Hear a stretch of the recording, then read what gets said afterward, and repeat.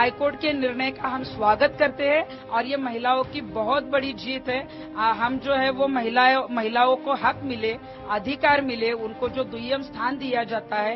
ये जो पुरुषी मानसिकता जो लोग हैं, ट्रस्ट की जो दादागिरी थी कि हम महिलाओं को नहीं छोड़ेंगे, हमें लगता है कि हाईकोर्ट ने बहुत अच्छा निर्णय दिया है। मजहबी मामले में कोर्ट को बीच में नहीं आना चाहिए था और जब कोर्ट ने ऐसा फैसला दे दिया है, कोई बात नहीं, इससे ऊंची जो कोर्ट है सुप्रीम कोर्ट हम जाएंगे। औरतें अच्छी नहीं होती है, गंदी होती है, इसके लिए उसको मजार पे जाने नहीं दिया जाता है। औरतें नापाक होती है, लेकिन औरतों को भी समझ है, अगर वो नापाक है तो वो उस जगह नहीं जाती है। ये हमको बताने वाले नहीं होते थे। हमने अपना फैसला अपने हिसाब से हमने किया, क्योंकि हमको लगता है कि हमको कहाँ जाना चाहिए और कहाँ नहीं जाना चाहिए। हिंदुस्तान के अंदर हम अपनी कोर्ट्स का सम्मान करते हैं, तो इसलिए जो उसका आदेश है तो आदेश है। मगर मेरा मानना यह है कि कोर्ट्स खास तौर पर जो हमारे जो मामलात होते हैं, रिलीजियस, सोशल, कम्युनल हार्मनी के, इस तरह के जो मामलात होते हैं, ये बड़े हसास मामलात होते हैं। कोर्ट्स को इस पर जरूर सोचना चाहिए था कि ये मामलात बड़े नाजुक मामलात हैं। अब औरतों के बारे में तो इतनी बातें हमको सुनने मिली कि औरतें बेपर्दा है, इनको तो न्यूज पे आने का शौक होता है, ये अपनी नुमाइश करती है। लेकिन हमने सब सुना, लेकिन अपना काम करते गए।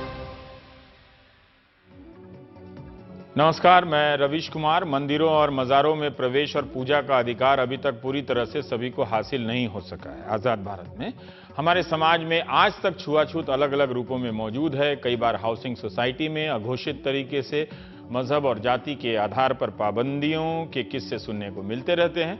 20वीं सदी से मंदिरों में प्रवेश के अधिकार की लड़ाई हो रही है। 21वीं सदी के 16वें साल में भी चल रही है।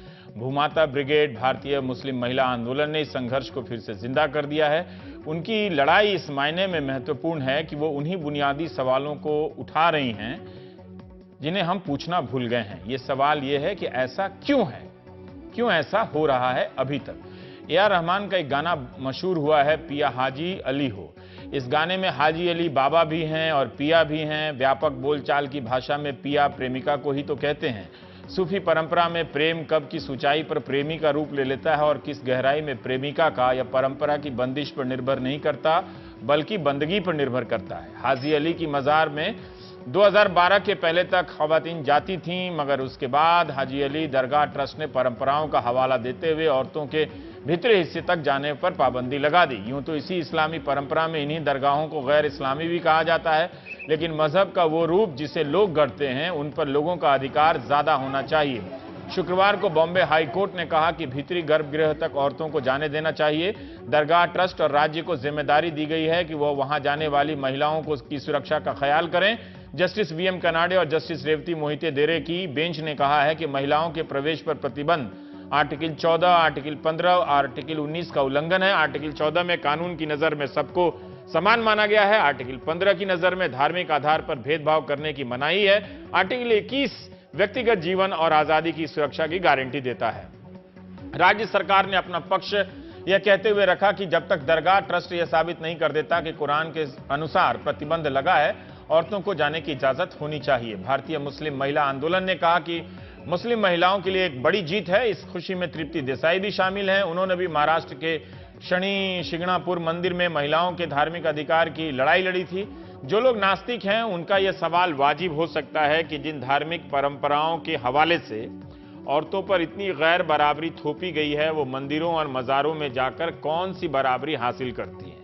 जो लोग आस्तिक हैं, उनका भी सवाल वाजिब है कि मंदिर या मज़ार में महिलाओं के प्रवेश की अनुमति क्यों नहीं होनी चाहिए, वहां तक जहां तक नहीं होने दी जा रही है। जब वो घर में इबादत कर सकती हैं तो वहां पर क्यों नहीं। दुनिया में गैर बराबरी के अनगिनत रूप तो हैं, तो इस एक रूप को क्यों छोड़ दिया जाए जब सभी से लड़ा जा रहा है।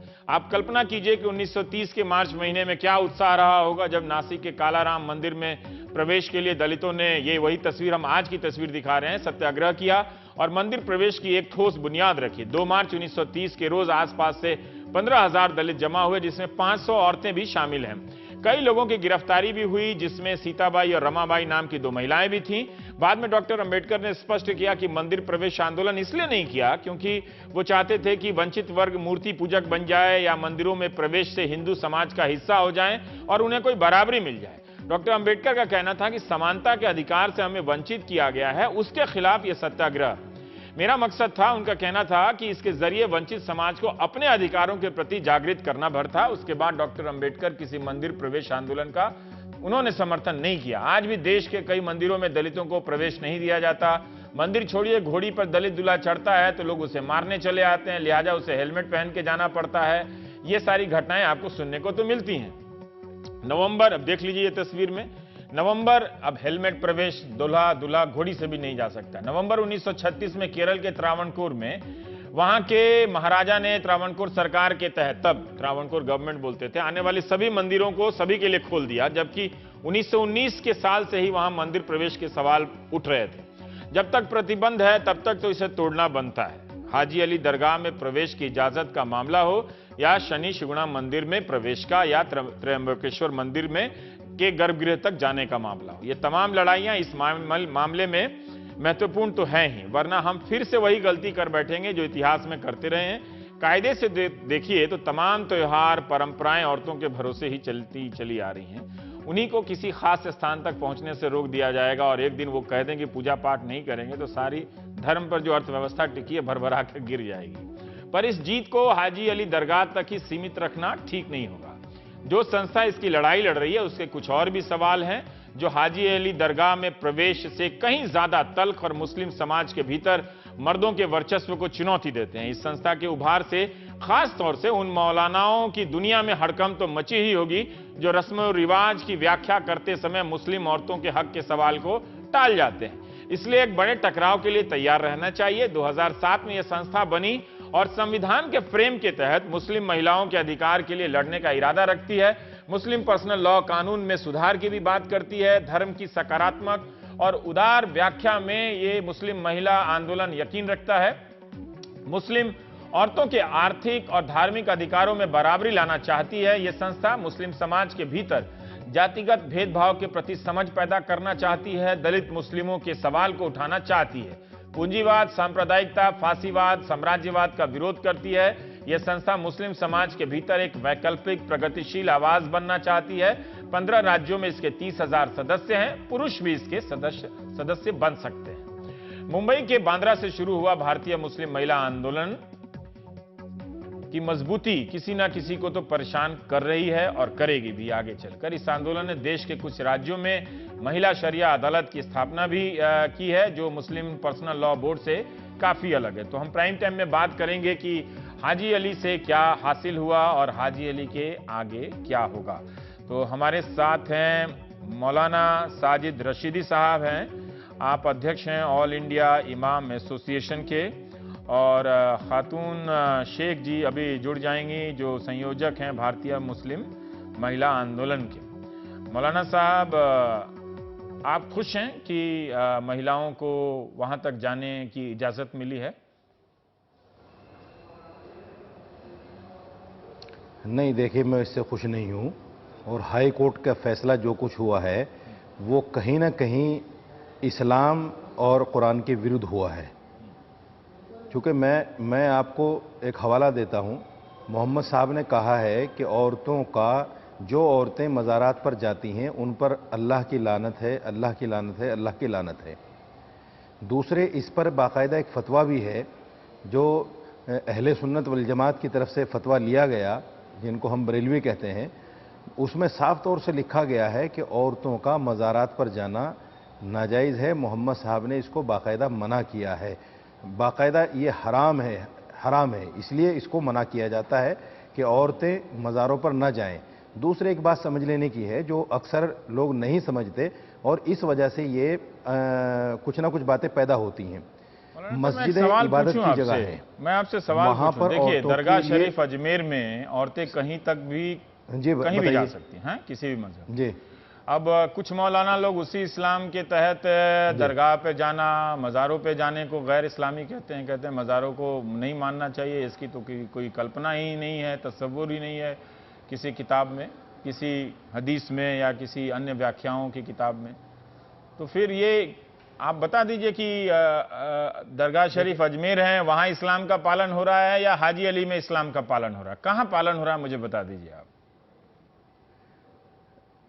रमेश जी मैं आपसे बताना चाहता हूं, देखिए ये सच्चाई है, ये बिल्कुल सच्चाई है कि मज़ारों पर मर्दों का जाना भी मना है, लेकिन ख़ास तौर से औरतों को मना किया है मज़ारात पर। अब जब बात असल में अगर हम इसको इस दूसरे रुख पे ले जाएंगे तो फिर वहाँ कहीं ना कहीं देवबंदी और बरेलवी का मसला आ जाता है, क्योंकि बरेलवी लोग मज़ारात को मानते हैं, उन पे जाकर चादर चढ़ाते हैं, मन्नतें मांगते हैं, बहुत सारी बातें हैं, वो अपने अक़ीदे अपने मसलक के हिसाब से उस पर अमल करते हैं। हम देवबंदी हैं, हमारा मसलक ये है कि भाई मज़ारात पर चादर ना चढ़ाई जाए, वहाँ जाकर मन्नतें ना मांगी जाएं, सिर्फ साहिब कब्र के पास जाकर अल्लाह से ये कहा जाए कि ये बड़ा आदमी था, नेक आदमी था, अल्लाह इसके हवाले से हमारे भी कुछ काम बना दे। अब ये बताइए कि 2012 से पहले तो वहाँ इजाज़त थी ही जाने की, थी कि नहीं थी? वहाँ पे 2012 के पहले तक वहाँ पे जाने की इजाज़त तो थी। सुनिए, मैं बताता हूँ। मेरे साथ एक दिन डिबेट में जो वहाँ के मुफ्ती साहब हैं, ट्रस्टी हैं जो, वो भी थे। उन्होंने कहा कि ऐसा कुछ भी नहीं था कि 2011 से पहले वहाँ जाने की इजाज़त थी और बाद में मना किया गया। जहाँ तक 2011 से पहले औरतें जाती थी वहाँ तक आज भी जाती हैं, समझे? उस पर कोई रुकावट किसी तरह की नहीं है। ये कहाँ से पैदा कर लिएगा? दूसरी एक चीज़ मैं साफ कर देना चाहता हूँ, हमारी जो बहनें इस आंदोलन को लेकर चल रही हैं, मैं उनसे पूछना चाहता हूँ कि देखिए, मुसलमान जब होता है आदमी, जब कुरान को माने और हदीस को माने, यानी अल्लाह को माने और मोहम्मद को माने। जब मोहम्मद साहब ने ये मना कर दिया कि भाई औरतों को मज़ारात पर नहीं जाना, तो आप मोहम्मद साहब के विरुद्ध खड़े होकर, कुरान के विरुद्ध खड़े होकर अपने कौन से इस्लाम का प्रचार करना चाहती हैं कि किस तरह के आप मुसलमान हैं? क्योंकि जो आदमी मोहम्मद साहब की बात को न माने, कुरान की बात को न माने, वो तो मुसलमान ही नहीं रहता। मतलब ये बहस में ये व्यवस्था कर रहे हैं कि उनका नाम ऐसे ले लिया जाए कि फिर कोई दूसरा तर्क ही ना रखे, तो वो बात ठीक नहीं है मौलाना साहब। आप जो नहीं, बिल्कुल नहीं, ऐसा नहीं है, सच्चाई है। मैं आपको हवाले दे सकता हूं, उसके हवाले दे सकता हूं। आप हवाले तो दीजिए ना, आप बरेलवी को बताइए कि किस हवाले से बरेलवी दुनिया में मौजूद हैं। फिर तो वो आप जो लोगों के बीच जो हिंदुस्तान का इस्लाम पनपा है या दुनिया का पनपा है, उसके अपने अपने वैरायटी हैं, उसके अपने अपने रूप हैं, है ना? उसको पढ़ाने की कोई जरूरत नहीं है। मैं मैं ये नहीं कह रहा हूं कि आप गलत कह रहे हैं, आप जो कह रहे हैं उसके अलावा भी हकीकत है, मैं ये कह रहा हूं। देखिए, मैं ये नहीं कह रहा कि आप गलत कह रहे हैं, आप सुनिए मेरी बात को। मैं ये कह रहा हूं आप जो कह रहे हैं उसके अलावा भी कई बातें। हमारे साथ खातून शेख जी हैं। अच्छी बात को बताने दीजिए सर, अच्छी बात को बताने दीजिए। ठीक है, अब खातून शेख जी अच्छी बात को बताने दीजिए सर। असली बात कुछ नहीं होता। देखिए, असली बात मैं कह रहा हूं, मैं नहीं कह रहा कि आपकी बात गलत है, आपकी बात सही है, पर मैं कह रहा हूं कि और भी बातें हैं दुनिया में। दोनों में आपकी पोजीशन में अंतर है ना। खातून शेख जी हमारे साथ, नहीं बातें हैं, मुंबई के किसी जाम में फंस गए। इस्लाम है, अच्छा, उनका भी सुन ले। इस्लाम है वो मैं बता रहा हूं आपको। ठीक है, आप ठीक है, हम तो उतने ज्ञानी नहीं है, आप जो कह रहे हैं वही माने। खातून शेख जी, अभी मौलाना साजिद रशीदी साहब इस फैसले से खुश नहीं है और इनका कहना है कि जहां तक पाबंदी है वहीं तक ठीक है, और वैसे तो मर्दों पर भी पाबंदी है, लेकिन खास तौर से औरतों पर पाबंदी है। पर हम इस हवाले से भी आपका जवाब जानना चाहते हैं, और चूंकि फोन लाइन पर हैं तो एक सवाल और आपसे पूछ लेते हैं कि ये आपके लिए सिंबॉलिक लड़ाई थी, प्रतीकात्मक लड़ाई थी, या सचमुच ये जीत आपके लिए बहुत मायने रखती है? ये तो हमारी एक पहचान, हमारी पहचान कहीं मिटा देने की कोशिश हो रही है।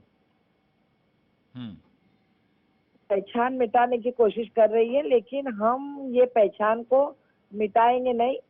यहाँ तक मेरा सवाल है, मैं भी मुसलमान घराने से पैदा हुई हूँ, और मैं भी जो कुरान पढ़ते हैं मैं भी पढ़ती हूँ। जो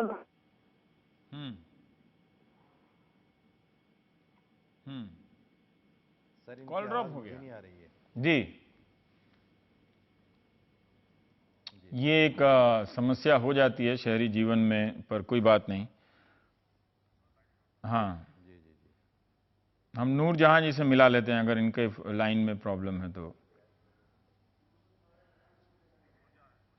हाँ नूरजहां जी, अब खातून शेख जी का हमारा लाइन कट गया, अगर आप ये बात पूरी कर दें तो। जैसे अभी, हालांकि हमारा इसमें काफ़ी समय चला गया, मौलाना साहब कह रहे हैं कि ये इस्लाम के अपने उसूलों के ख़िलाफ़ है और इस पे अदालत ने हस्तक्षेप किया है इसमें। और दूसरी बात यह है कि हम ये जानना चाहते हैं कि ये जो आपकी लड़ाई है, ये आपके लिए सिंबॉलिक लड़ाई है या इस लड़ाई से आप कोई बहुत बड़ी जीत हासिल कर रही हैं? थोड़ा हम वो समझना चाहते हैं आपके जवाब से। नहीं, दोनों ही तरह की लड़ाई है ये। एक तरह से ये बहुत ही एक फिजिकल स्पेस को क्लेम करने की लड़ाई है कि जहां पर आपने 2012 400 साल पहले से 2012 तक महिलाएं एक हद तक जा रही थी, मजार के अंदर के रूम तक जा रही थी। 2012 के बाद ये ऐसे क्या हो गया कि कुछ लोगों ने ये तय कर लिया कि 50% ऑफ द पॉपुलेशन जो है वो यहाँ बस यहीं तक जाएंगे और 4 कदम आगे नहीं जाएंगे। तो it is also matter of claiming physical spaces, religious physical spaces for women. तो एक वो भी लड़ाई है और दूसरी एक तरह से सिंबॉलिक भी है कि मुसलमान औरतें या किसी भी मजहब की औरतों से हमेशा ये कहा जाता है कि मजहब के मामले में आप ना पड़े, आप सिर्फ आपको जो बोला जाता है वो आप करें, आप अपनी समझ इसमें ना लाएं, आप अपना ओपिनियन, अपनी राय इसमें ना लाएं। तो हम वो भी एक तरह से उसको हम चैलेंज करते हैं कि ये मेरा मजहब है, मैं मुसलमान हूँ, मुझे तय करने दीजिए कि मोहम्मद साहब ने क्या कहा है, मुझे पढ़ने दीजिए हदीसों को, मुझे कुरान शरीफ पढ़ना आता है, मुझे पढ़ने दीजिए उसमें क्या लिखा है, मुझे इंटरप्रेटर्स की, ट्रांसलेटर्स की, एक्सप्लेनेशन देने वाले लोगों की मुझे जरूरत नहीं है ना। तो मौलाना साहब, कहीं आप लोगों की तकलीफ ये तो नहीं है कि नूरजहां जैसी महिलाएं और संगठन अब कुरान की अपनी व्याख्या कर रही हैं? क्या इस वजह से आप लोगों को तकलीफ तो नहीं हो रही है हाजी अली से कहीं ज्यादा? नहीं, देखिए रमेश जी, एक चीज मैं आपको बता देता हूं। हाँ, ये सच्चाई है। मैंने मदरसे में 12 साल पढ़ा है और हाँ, कुरान को, हदीस को सीखा है। हाँ, लेकिन कुछ लोग आज इस्लाम की व्याख्या करने वाले ऐसे पैदा हो गए जिनका इस्लाम से दूर तक भी वास्ता नहीं है। ये तो गलत बात है सर। मैं अगर ये तो कोई कहे कि पंडित ही व्याख्या करेगा जो संस्कृत पढ़ा है, मैं सुनिए, है ना? देखिए सुनिए, पानी, दूध का दूध पानी का पानी हो जाएगा, दूध का दूध पानी का पानी हो जाएगा। मैं इनसे एक बात पूछ लेता हूं, उसका जवाब दे दें।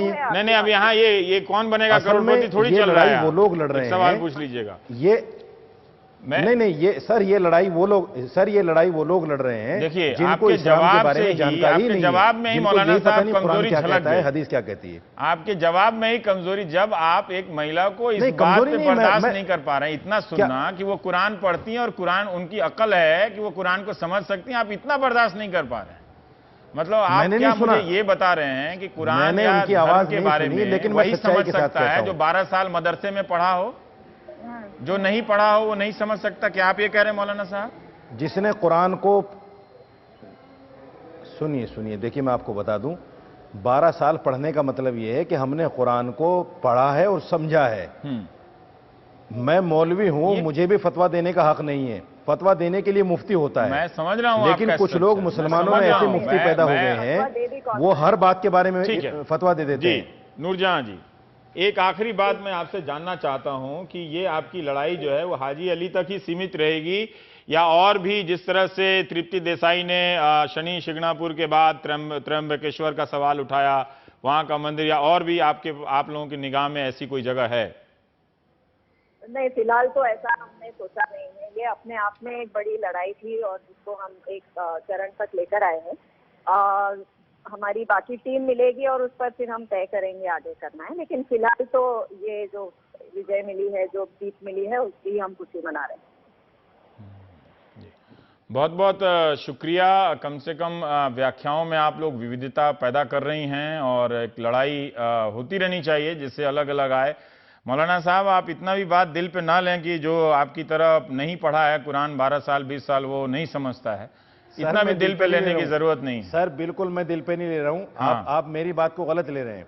नहीं, बिल्कुल नहीं। आप एक बात मैं पूछना चाहता हूँ, वो भी मुस्लिम औरतों के हक का सवाल लड़ रही हैं। जब मुझे मर्द बनाया है, मतलब वो नहीं कि वो इस्लाम के खिलाफ लड़ रही हैं। सर सुन लीजिए 1 मिनट। सर 1 मिनट सुन लीजिए।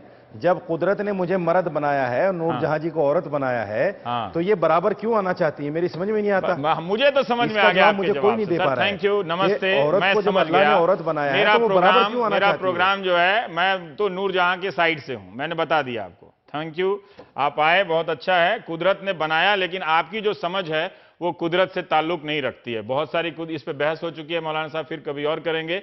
हम दूसरे मसले की तरफ बढ़ते हैं। शुक्रवार के टाइम्स ऑफ इंडिया में एक खबर देखकर मैं सन्न रह गया कि तमिलनाडु के मेडिकल कॉलेजों में कैपिटेशन फीस की मांग 85 लाख तक पहुंच गई है और फीस के लिए 1 करोड़ रुपए लिए जा रहे हैं। जबकि आज ही एक सज्जन ने मुझे ईमेल करके बताया कि पिछले साल से प्राइवेट कॉलेज में 30 से 40% ज्यादा पैसा लिया जा रहा है। ये वो बच्चे हैं जो सीबीएसई द्वारा आयोजित नीट की, सर आ जाइए सर इधर से, नीट की परीक्षा में सफल हुए हैं। क्या वाकई हमें 2 करोड़ रुपए फीस देने में कोई नया बंदा है उसको मालूम नहीं है, आप पीछे से आ जाइए। हाँ, फर्क नहीं पड़ता है, फिर पढ़ाई का मतलब ही क्या रह जाएगा? क्या ये प्राइवेट मेडिकल कॉलेज इतने श्रेष्ठ हैं कि 2 करोड़ फीस ले और इस लिहाज से भारत के नामी गिरामी सरकारी कॉलेजों को घटिया घोषित कर बंद कर देना चाहिए, जहां लाख 2 लाख रुपए में मेडिकल की पढ़ाई हो जाती है? अगर यह खबर सही है तो आपको सतर्क हो जाना चाहिए। यह आपसे जबरन वसूली है। पहले 2-3 साल मेडिकल की तैयारी कराकर नीट दिलवाइए, रिजल्ट आए तो मेधावी होने का भ्रम पालिए और फिर 2 करोड़ रुपया फीस दीजिए। अगर आपको इससे कोई फर्क नहीं पड़ता है तो नजदीक के विधायक और सांसद के पास जाकर उनका धन्यवाद अदा कीजिए। अगर फर्क पड़ता है तो उन्हीं से पूछिए कि आपको वोट देने के बाद 2 करोड़ रुपए फीस क्यों देने पड़ रहे हैं। बहरहाल नीति आयोग ने मेडिकल शिक्षा और प्रैक्टिस को लेकर एक ड्राफ्ट पेपर और रिपोर्ट तैयार किया है। ड्राफ्ट पेपर पर 31 अगस्त तक नागरिकों से सुझाव मांगे गए हैं। इस साल मार्च में संसद की स्टैंडिंग कमेटी ने अपनी रिपोर्ट में कहा है कि medical council of India fail हो गई है।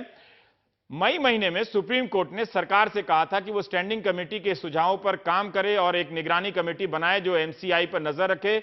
नीति आयोग का यह ड्राफ्ट पेपर भारत की मेडिकल शिक्षा की नई नीति का रूप ले सकता है। अगर आप नागरिकों को यह देखना चाहिए कि इस ड्राफ्ट पेपर में क्या मेडिकल शिक्षा के सुलभ और सस्ते होने का कोई प्रयास है, निजीकरण के नाम पर आपसे करोड़ों रुपए वसूलने का कोई नया प्रोग्राम तो नहीं आ रहा, क्योंकि निजीकरण के नाम पर जो हजारों इंजीनियरिंग कॉलेज खुले हैं इस देश में, उनमें से कितने विश्व स्तरीय बन गए जो उनके अब तो 10 से 15 साल से चल रहे हैं, और कितने कॉलेज ऐसे हैं जो बिना किसी स्तर के आपसे लाखों रुपए फीस के ले रहे हैं। ये फोटो आप समझ जाइए। नीति आयोग की वेबसाइट पर 55 पन्नों का ड्राफ्ट उपलब्ध है। मेडिकल काउंसिल ऑफ इंडिया की जगह नेशनल मेडिकल कमीशन का प्रस्ताव है। इसका काम मेडिकल शिक्षा के लिए नीतियां बनाना है। इसके तहत 4 बोर्ड बनाने के प्रस्ताव हैं। बोर्ड के अध्यक्ष स्वायत्त होंगे, उनके अपने अधिकार होंगे। ग्रेजुएट स्तर पर मेडिकल एजुकेशन के लिए अलग बोर्ड, पोस्ट ग्रेजुएशन के लिए अलग बोर्ड, मेडिकल असेसमेंट के लिए अलग और रेटिंग रजिस्ट्रेशन एथिक्स के लिए अलग। अभी तक नियमों के मुताबिक कोई ट्रस्ट, गैर मुनाफा वाली संस्थाएं ही मेडिकल कॉलेज खोल सकती हैं, लेकिन नीति आयोग ने अपनी रिपोर्ट में कहा है कि मुनाफे वाली कंपनियां भी मेडिकल कॉलेज खोल सकती हैं।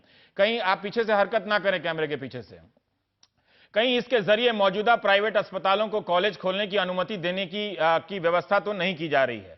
ड्राफ्ट पेपर में इस बात पर शक जताया गया कि जो संगठन मेडिकल कॉलेज चला रहे हैं वे बिना लाभ की मंशा के नहीं चला रहे, बल्कि वे गैर कानूनी तरीके से मुनाफा कमा रहे हैं। तो क्यों ना मुनाफे को कानूनी तौर पर मान्यता दी जाए। यह कहा गया उसमें। रिपोर्ट के सेक्शन 3.8 में नीति आयोग ने का सुझाव है कि मेडिकल कॉलेज फीस पर आंशिक तौर पर ही कैप लगाए। जो फीस है उस पर ज्यादा रोक नहीं लगाया जा सकती है। अगर नीति आयोग फीस तय करता है और कड़े तौर पर लागू करता है तो इससे भूमिगत अर्थव्यवस्था को बढ़ावा मिलेगी। कॉलेज कैपिटेशन फीस और दूसरी कई तरह की फीस वसूलने लगेंगे। ऊपर से फीस कैप लगाने से प्राइवेट कॉलेज आगे नहीं आएंगे और फिर से कॉलेजों की कमी हो जाएगी। नीति आयोग ने कहा कि एक नेशनल मेडिकल कमीशन गठित होगा जो प्राइवेट कॉलेजों की 40% सीटों पर फीस रेगुलेट कर सकेगा। बाकी 60% पर फीस पर मेडिकल कॉलेज अपना फैसला लेगा। रिपोर्ट में यह भी कहा गया कि इससे क्रॉस सब्सिडाइजेशन होगा, यानी अमीरों से लेकर ज्यादा काबिल लेकिन गरीब छात्रों को सब्सिडी की तरह काम करेगा। यह गैस सिलेंडर वाला मामला लगता है, अमीर छोड़ दें और गरीब को मिलेगा।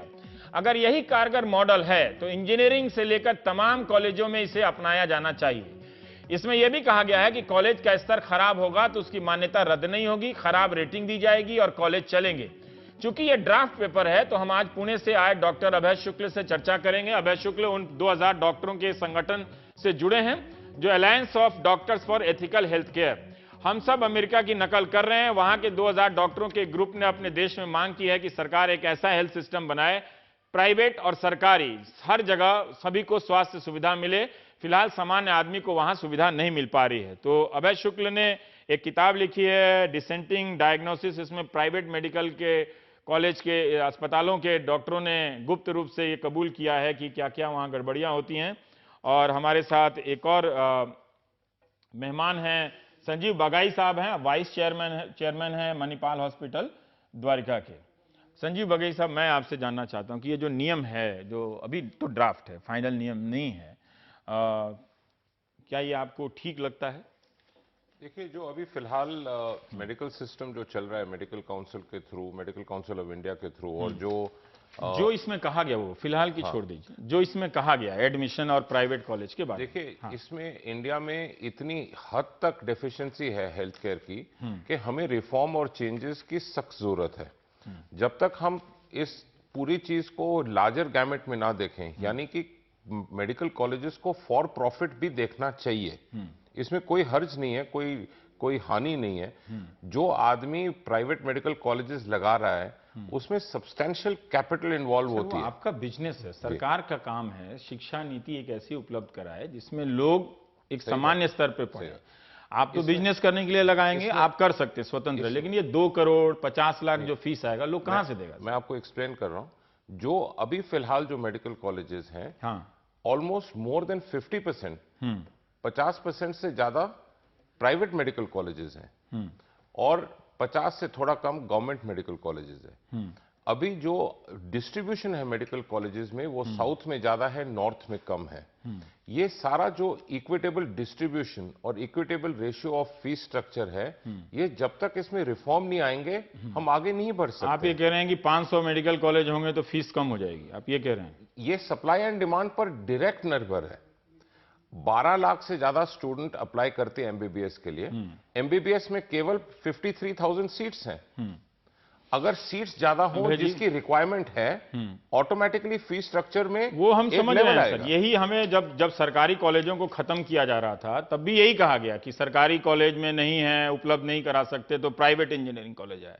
वो जो उनकी जो संस्था है, मैं नाम भूल रहा हूं अभी, तो उन्हीं का कहना है कि 90% इंजीनियर एम्प्लॉयबल नहीं है, जिनसे विश्व स्तरीय इंजीनियरिंग की पढ़ाई की बात की जा रही थी। पर डॉक्टर अभय, मैं आपसे जानना चाहता हूं, हमारे दर्शक समझें पहले कि ये जो ड्राफ्ट पेपर है, इसी पे हम सीमित रहते हैं, इसमें क्या दिक्कत है जो प्राइवेट कॉलेज के बारे में कहा गया है?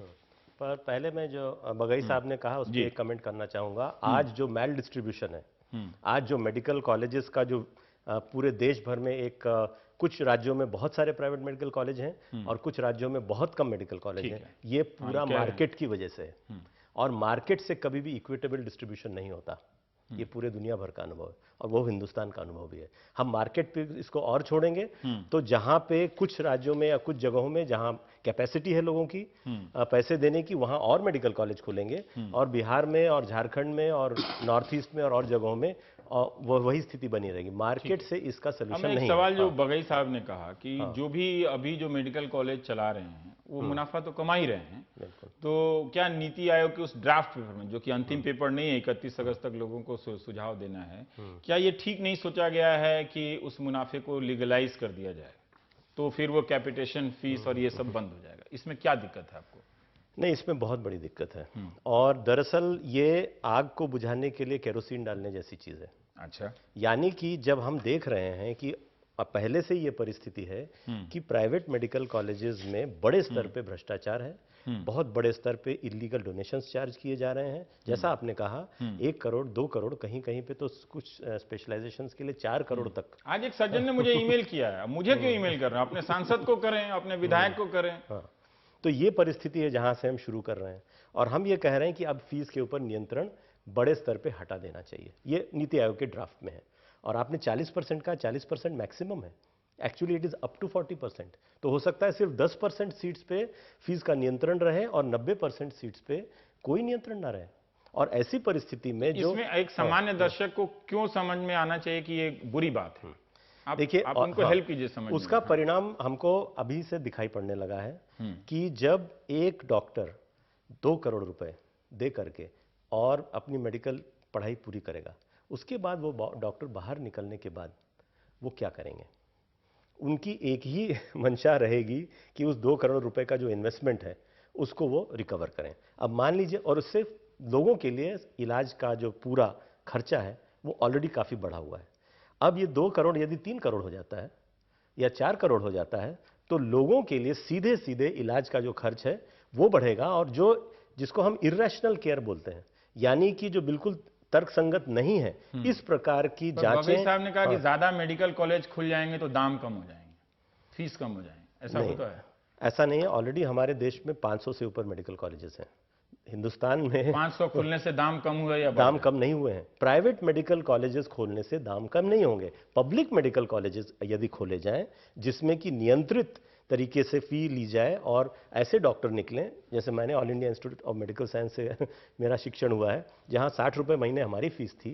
अगर पब्लिक कॉलेजेस से डॉक्टर्स निकलते हैं और उनको गांव में और छोटे एरियाज में अगर प्रोत्साहन दिया जाता है तो लोगों को इलाज मिलने में सहायता हो सकती है। प्राइवेट मेडिकल कॉलेजेस से निकलने वाले डॉक्टर्स अधिकतर बड़े शहरों में, मेट्रो सिटीज में ही हैं और अधिकतर प्राइवेट अस्पतालों में ही हैं। बहुत ही कम ऐसे हैं जो पीएचसी में जाते हैं या सरकारी सिस्टम में जाते हैं। 50-50% आपने ही कहा कि सरकार और प्राइवेट के दोनों के कॉलेज हैं, तो मुझे ये बताइए कि जब 10 से 500 हुआ होगा तो फीस कम हो गया कि फीस बढ़ गया? सर मैं आपको एक्सप्लेन कर रहा हूँ। जो मेडिकल एथिक्स है and price are two separate things. मैं प्राइस पे ही बात, हाँ, मैं उसको अभी एथिक्स पे नहीं, उसमें कंफ्यूज नहीं करना चाहता। जैसे हमारे डॉक्टर साहब ऑल इंडिया इंस्टीट्यूट के हैं, I am very happy for him, but जो प्राइवेट हॉस्पिटल्स में या प्राइवेट मेडिकल कॉलेजेस में काम करते हैं या टीच करते हैं या प्रोफेशन अपना कर रहे हैं, वो भी बहुत अच्छा काम कर रहे हैं। और अगर पूरा का पूरा जिम्मेदारी सरकार निभाए लेती 60 साल पहले से शुरुआत लेके, अब हम इस स्थिति में होते नहीं है। अभी फिलहाल जो गैप है वो या तो गवर्नमेंट भरे, वो ऑलमोस्ट असंभव है इस स्थिति में, या प्राइवेट करे। हाँ, इसमें हमें बैलेंस चाहिए। सबसे जरूरी चीज है जो आप एजुकेशन दे रहे हैं उसमें एक्चुअली जो चाहिए हमें पूरे इंडिया में स्टैंडर्डाइजेशन ऑफ हेल्थ केयर चाहिए, स्टैंडर्डाइजेशन ऑफ मेडिकल एजुकेशन चाहिए। प्राइस में मैं आपको एक्सप्लेन करता हूं। जो जमाना था 60 रुपए पर महीने का जो रेशियो था, वो काफी अरसे पहले होगा। इस स्टेट में अगर आप अभी भी 10-20 हजार 1 लाख रुपए में बच्चा पढ़ लेता है सरकारी। सही बात है, पर इस जमाने में जब टेक्नोलॉजी इतनी एक्सपेंसिव है, गवर्नमेंट के लिए भी है, जो आप इंफ्रास्ट्रक्चर क्रिएट करेंगे गवर्नमेंट के लिए भी एक्सपेंसिव है, तो 60 रुपए मैं तो नहीं जानता सर। मैं एक सवाल पूछना चाहता हूं। 60 मैं बहुत सारे मेडिकल डॉक्टर जो तैयारी करते हैं उनसे जानता हूं, तो उनसे मैं पूछ रहा था कि आपकी नजर में बेस्ट मेडिकल कॉलेज कौन से हैं? तो जो 500 मेडिकल कॉलेज हैं उनमें से एक का भी नाम किसी बच्चे ने नहीं लिया जिनका नीट हुआ है, एक का भी नाम नहीं लिया। तो हम न जानते, हो सकता है हम तो कल कुछ और पे कर रहे थे, आज कुछ और पे कर रहे हैं, लेकिन जो बच्चे मेडिकल की तैयारी करते हैं उनमें से कम, मैं सच बता रहा हूं, 100-200 बच्चों से बात किया होगा, लेकिन उनमें से एक ने भी किसी प्राइवेट मेडिकल कॉलेज का नाम नहीं लिया। अब मुझे एक बात बताइए कि नीट सीबीएसई से हो रहा है, एक टॉप रैंक के बच्चे को आप एडमिशन दे रहे हैं सरकारी कॉलेज में, जिसको आप जो भी है 1 लाख या 2 लाख रुपया उसका फीस होगा, अब 60 रुपया भले ना हो, लेकिन उसी परीक्षा के तहत पास हुए बच्चों को मजबूर किया जा रहा है कि आप 10 लाख दें या 20 लाख दें या करोड़ दें, जो चर्चा है। ये तो अन्याय है ना सर। जो आप कह रहे हैं एक साइड पर सही है, पर अभी आप जो देखें कि या तो गवर्नमेंट पूरा डेफिशिएंसी कवर करे, कौन करेगा डेफिशिएंसी? अगर कोई प्राइवेट प्लेयर अपना मेडिकल कॉलेज लगा रहा है, अपने पैसे लगा रहा है, वो आदमी क्या करेगा? आप मेरे को जवाब दीजिए, जनता जवाब दे। तो वो खरबपति हो जाए। तो मैं तो उस आपकी चिंता नहीं करूंगा ना सर। मैं तो जो बच्चे धनबाद बोकारो में घंटों तैयारी करते हैं, मैं उनकी चिंता करूंगा। भले ही वो बड़े होके आप ही के अस्पताल में आके पैसा कमाएंगे, मरीजों की चिंता नहीं। मेरा मैसेज ये है कि मेडिकल एजुकेशन जितने कम दाम पर, जितना इकोनॉमिकल फीस स्ट्रक्चर पर हो उतना बेहतर है। डॉक्टर पर अगर कोई आदमी सचमुच इस बात से परेशान नहीं है, बट अगर कोई आदमी 60 रुपए, 100 रुपए, 200 रुपए में पूरे महीने में मेडिकल एजुकेशन पाना चाहे तो वो अनरियल है सर।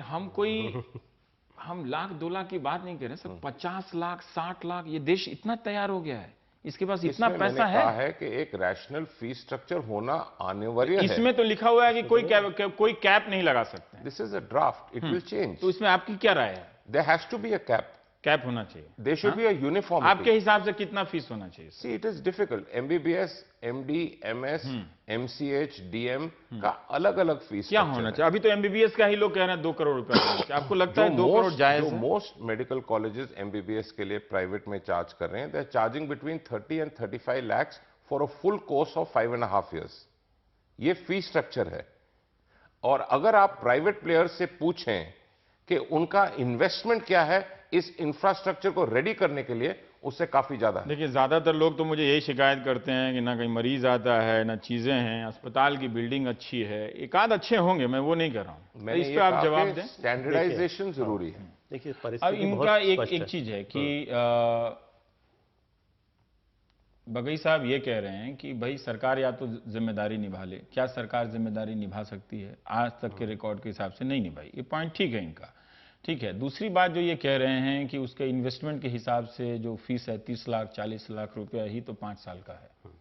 देखिए, दो चीज़ें हैं। पहली बात तो ये है कि मेडिकल एजुकेशन ये बुनियाद है जहाँ से कि डॉक्टर्स निकलते हैं, और डॉक्टर्स अगर अच्छे निकलेंगे, डॉक्टर्स अगर उनके ऊपर कमर्शियल प्रेशर कम होगा जब वो निकलेंगे तो वो एथिकल प्रैक्टिस करेंगे। अगर उनके ऊपर भयंकर कमर्शियल प्रेशर है तो बाहर निकल के भी वो अनएथिकल प्रैक्टिसेस की तरफ झुकेंगे, ये अनिवार्य है। पर इनका एक बात कहना है कि कैप होना चाहिए। हाँ, जो इसमें लिखा हुआ है ड्राफ्ट में कि 40% सीट पर ही फीस रेगुलेट होगा, बाकी पे नहीं करेंगे। हाँ, पर इनका कहना है कि होना चाहिए। नहीं, बराबर है। तो पहली बात तो ये कि नीति आयोग के ड्राफ्ट में तो कहा कि अप टू 40% पे कैप होगा, यानी कि 40% से कम होगा। अधिकतर सीट्स पे कोई कैप नहीं होगा। ये क्लियर उनका एक रिकमेंडेशन है, जो कि बहुत ही समस्याजनक है। दूसरी बात यह कि मेडिकल एजुकेशन, क्योंकि ये मूल है, ये गंगोत्री है, इसमें से पूरी नदी निकलती है। अगर गंगोत्री दूषित हो जाएगी तो पूरी नदी दूषित होगी। तो अगर मेडिकल एजुकेशन में ही करप्शन अगर इतने बड़े स्तर पे होगा तो वो जो डॉक्टर वहां से निकलेंगे वो किस प्रकार की मानसिकता से और किस प्रकार के कमर्शियल। पर मुझे एक बात बताइए, प्राइवेट मेडिकल कॉलेज में अभी इन्होंने कहा कि काफी इन्वेस्टमेंट होता है, ठीक है। तो अगर सरकारी कॉलेजों की अगर गुणवत्ता इस देश में मौजूद है, खुद डॉक्टर लोग नाम लेते हैं कि हम पूना में पढ़ेंगे, मौलाना आजाद नंबर 1 कॉलेज है, लेडी हार्डिंग नंबर 1 कॉलेज है, PMCH अच्छा कॉलेज है, PGI रोहतक बढ़िया कॉलेज है, ये सब अभी मैं जाना हूँ। हाँ, तो मुझे ये बताइए कि क्या वाकई में सरकार जितना इन्वेस्टमेंट करती है उससे ज़्यादा प्राइवेट कॉलेज करते हैं? नहीं, दरअसल क्या है कि सरकार को ही मेडिकल एजुकेशन में प्रमुख भूमिका निभानी चाहिए और प्राइवेट सेक्टर की भूमिका गौण रहनी चाहिए, ये हमारा मानना है। और हाँ, और ये संभव है यदि आज जो जिला अस्पताल हैं, जो बड़े सरकारी अस्पताल हैं, इनके साथ सरकारी मेडिकल कॉलेज खोले जाएं, तो ऑलरेडी पूरा अस्पताल तैयार है। उसका जो बड़ा इन्वेस्टमेंट होता है प्राइवेट सेक्टर का, वो अस्पताल चलाने के लिए होता है, एक काफ़ी बड़ा हिस्सा। तो हमारे पास तो बहुत सारे सरकारी अस्पताल हैं, उनको हम थोड़ा अपग्रेड करें, उनके साथ में सरकारी मेडिकल। ये बात ठीक कर रहे हैं सर? कहना और करना, रियलिस्टिक एंड मिथ में बहुत ज्यादा अंतर है। इसमें क्या गलत है? अगर कई बहुत बड़े अच्छे जिला अस्पताल चल रहे हैं जी। हमारे पास डॉक्टर्स की शॉर्टेज है। आप ये डॉक्टर जो हॉस्पिटल आप कह रहे हैं जिला अस्पताल में, अगर डॉक्टर साहब मेरे से सहमत हैं, मैं आपको एक चीज कहूं, जो प्राइमरी हेल्थ केयर सेंटर्स हैं, ये नेट हेल्थ की एक रिपोर्ट है, मोर देन 40% उनमें वर्कर्स नहीं है।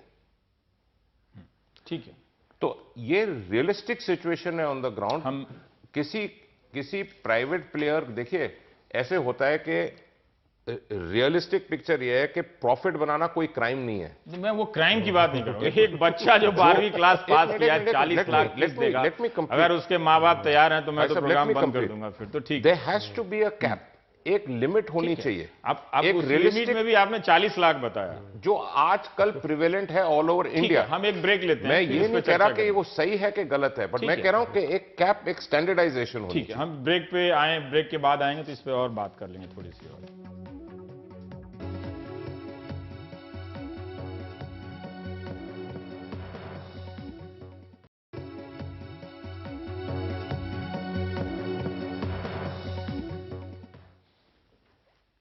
डॉक्टर अभय, मैं आपसे जानना चाहता हूं कि अभी बगई साहब भी ब्रेक में कह रहे थे कि भाई सरकार को करना चाहिए पर वो कर नहीं सकती है। क्या आप हमारे दर्शकों को कुछ उदाहरण देके बता सकते हैं कि कहां सरकार ने ऐसा किया है? हमारा पड़ोसी देश श्रीलंका है, वहाँ 90% हेल्थ केयर गवर्नमेंट हॉस्पिटल से लोगों को मिलती है। हमारे देश का एक राज्य है मिजोरम, जहाँ पे कि प्राइवेट अस्पताल लगभग नहीं के बराबर है। लगभग सभी लोग पब्लिक हॉस्पिटल्स में इलाज करवाते हैं। और भी कुछ राज्य हैं जहाँ पे कि काफ़ी सारी health care public health system से दी जाती है। तो हमारे सामने उदाहरण है, यदि गवर्नमेंट में पब्लिक एक पॉलिटिकल विल हो और उस स्तर के फाइनेंसेस देने की तैयारी हो तो पब्लिक हेल्थ सिस्टम में बेहतरीन इलाज लोगों का हो सकता है। इसमें कोई शक एक इन्होंने उदाहरण दिया कि एमआरआई की मशीन जो करोड़ों में आती है, 8 करोड़ या 9 करोड़ आती है, तो कोई प्राइवेट अस्पताल करेगा, सरकार तो हर जगह नहीं लगाएगी। मुझे नहीं मालूम कि प्राइवेट सरकारी अस्पतालों में है या नहीं है, तो कॉस्ट तो कोई रिकवर करेगा ना। तो वो मुनाफे के सिद्धांत और बाजार के सिद्धांत पर डॉक्टर साहब बोल रहे हैं। बाजार का जो सिद्धांत है, हाँ, बाजार का जो सिद्धांत है वो एक्चुअली डिमांड को डिस्टॉर्ट करता है। मुंबई में लंदन से ज्यादा एमआरआई स्कैनर्स हैं, और इसका कारण क्या है? लंदन में या यूके में एनएचएस सिस्टम है, वहाँ सिर्फ जिसकी सही में आवश्यकता होती है सिर्फ उसी का एमआरआई किया जाता है। और हमारे कुछ बड़े शहरों में बहुत सारे अनावश्यक एमआरआई भी किए जा रहे हैं। एक्चुअली इतने एमआरआई की जरूरत नहीं है, आवश्यक जिनका है उनका जरूर होना चाहिए और उसका इन्वेस्टमेंट सरकार को करना चाहिए। एक सवाल मैं अनावश्यक जांचें इस ड्राफ्ट में जो है कि मुनाफा वाली कंपनियां ही खोल सकती हैं, संक्षेप में बता दें फिर मैं बगई साहब से, इसके क्या खतरे हैं? इसका तो काफी बड़ा खतरा है। एक्चुअली अभी भी जिस ट्रस्ट के नाम से या जिस तरीके से बहुत सारे प्राइवेट मेडिकल कॉलेज चल रहे हैं वो नॉन प्रॉफिट नहीं है इन रियलिटी।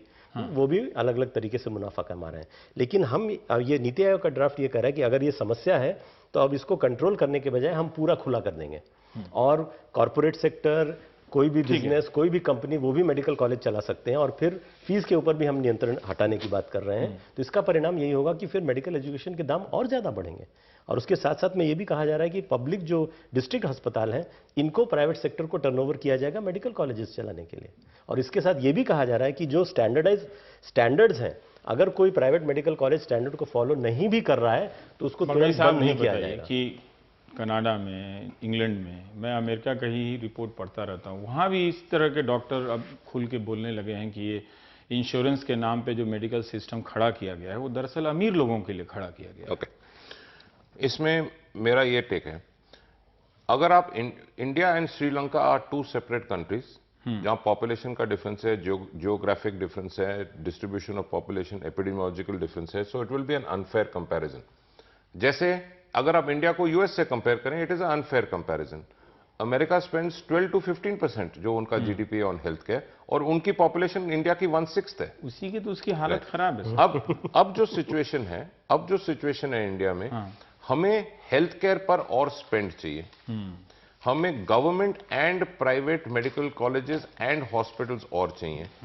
ठीक है, हेल्थ केयर बिना प्राइवेट के फिलहाल अगले 10 साल 15 साल नहीं सर्वाइव कर सकता। ठीक है, क्योंकि जो एक्सपेंस है, जो टेक्नोलॉजी है, जो इंफ्रास्ट्रक्चर है, जो मेडिकल इक्विपमेंट है, इतना वर्ल्ड वाइड एक्सपेंसिव है। और अगर आप क्वालिटी हेल्थ केयर देना चाहते हैं उसमें बात करेंगे, पर ये विषय अगर आप लोगों की मदद से आप लोगों ने ये राग छेड़ दिया है तो हम और इस पे चर्चा करेंगे। मुझे लगता है कि इस पे पूरा ही चर्चा करना चाहिए था तो और बातें मुकम्मल से हो आती। अगर आपको सही में कोई दिक्कत नहीं है 50 लाख 40 लाख देने में, तो एक ईमेल अपने सांसदों को जरूर कीजिएगा। Thank you. मुझे तो दिक्कत है। आप देख रहे थे prime time. Thank you sir.